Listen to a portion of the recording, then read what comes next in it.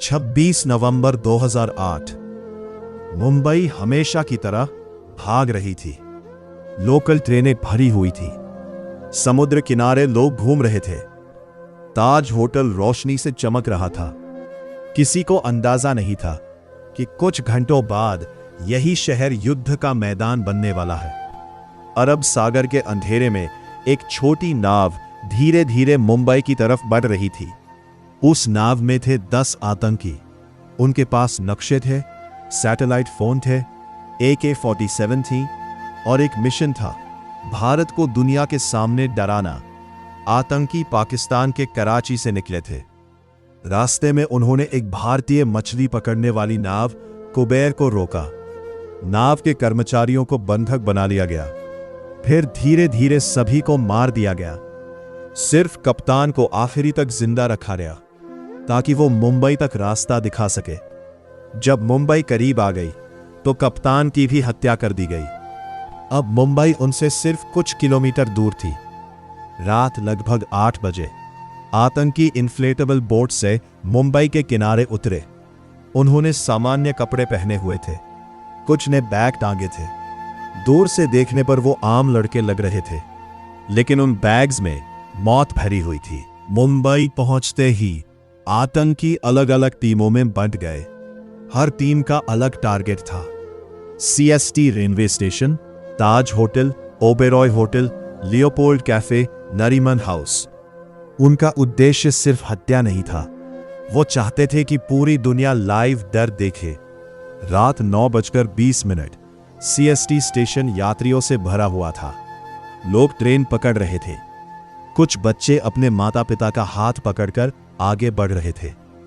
तभी 2 युवक स्टेशन के अंदर दाखिल हुए।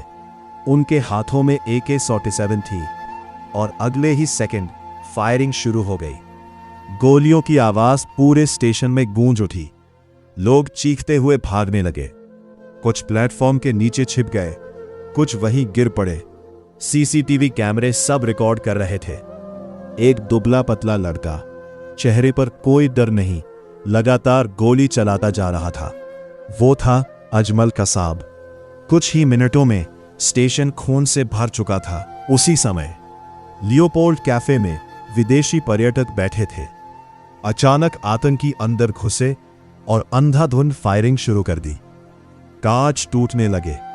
लोग टेबलों के नीचे छिपने लगे। कुछ सेकंड पहले जहां हंसी थी, अब वहां सिर्फ चीखें थी। ताज होटल उस रात रोशनी से चमक रहा था। अंदर बिजनेसमैन, विदेशी मेहमान और परिवार मौजूद थे। तभी आतंकी होटल के अंदर दाखिल हुए। फायरिंग, ग्रेनेड, आग, पूरे होटल में अफरा तफरी मच गई। कुछ लोग कमरों में छिप गए, कुछ खिड़कियों से मदद मांगने लगे। धीरे धीरे ताज होटल आग की लपटों में घिर गया। लाइव न्यूज चैनल लगातार ये दृश्य दिखा रहे थे। पूरी दुनिया मुंबई को जलते हुए देख रही थी। ये एक यहूदी केंद्र था। आतंकियों ने यहां कई लोगों को बंधक बना लिया। अब मामला सिर्फ मुंबई पुलिस के पास उस समय बहुत हथियार नहीं थे। फिर भी कई पुलिस अधिकारी बिना डरे आतंकियों के सामने खड़े हो गए। ATS प्रमुख हेमंत करकरे, अशोक टामटे, विजय सांस्कर, इन अधिकारियों ने आतंकियों को रोकने की कोशिश की, लेकिन मुठभेड़ में वे शहीद हो गए। मुंबई अब पूरी तरह दहशत में थी। CST पर हमला करने के बाद कसाब और उसका साथी आगे बढ़ रहे थे। मुंबई पुलिस ने उनका पीछा किया। एक चेकपोस्ट पर मुठभेड़ शुरू हुई। कसाब लगातार फायरिंग कर रहा था। तभी पुलिस अधिकारी तुकाराम ओम्बले आगे आए। उन्होंने निहत्थे होकर कसाब की बंदूक पकड़ ली। कसाब गोली चलाता रहा, लेकिन ओम्बले ने उसे छोड़ा नहीं। गोलियां उनके शरीर में लगती रही, लेकिन उसी बहादुरी की वजह से अजमल कसाब जिंदा पकड़ा गया। यही वो पल था जिसने पूरी दुनिया को पाकिस्तान से जुड़े सबूत दिखा दिए। दिल्ली से NSG कमांडो बुलाए गए। ऑपरेशन शुरू हुआ। कमांडो एक एक कमरे में जाकर आतंकियों को ढूंढ रहे थे। ताज होटल से धुआं उठ रहा था। गोलियों की आवाज लगातार आ रही थी। पूरे 60 घंटे तक मुंबई युद्ध क्षेत्र बनी रही।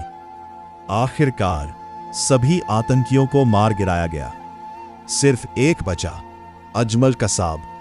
पूरे भारत पर असर, 166 लोग मारे गए, सैकड़ों घायल हुए, लेकिन नुकसान सिर्फ इतना नहीं था। 26/11 ने भारत की सुरक्षा व्यवस्था पर सवाल खड़े कर दिए। समुद्री सुरक्षा बढ़ाई गई, एनएसजी सिस्टम बदला गया, एंटी टेरर ऑपरेशंस मजबूत किए गए। मुंबई धीरे धीरे सामान्य हुई, लेकिन वो डर, वो चीखें, वो सीसीटीवी फुटेज आज भी लोगों के दिमाग में जिंदा है। 26/11 सिर्फ एक आतंकी हमला नहीं था, ये वो रात थी जब पूरे भारत ने लाइव डर देखा, और कैमरों में कैद वो तस्वीरें आज भी याद दिलाती है कि आतंक सिर्फ जान नहीं लेता। Thanks for watching. अगर वीडियो पसंद आए तो लाइक करें, चैनल को सब्सक्राइब करें और अपने दोस्तों के साथ शेयर करें। बहुत बहुत धन्यवाद।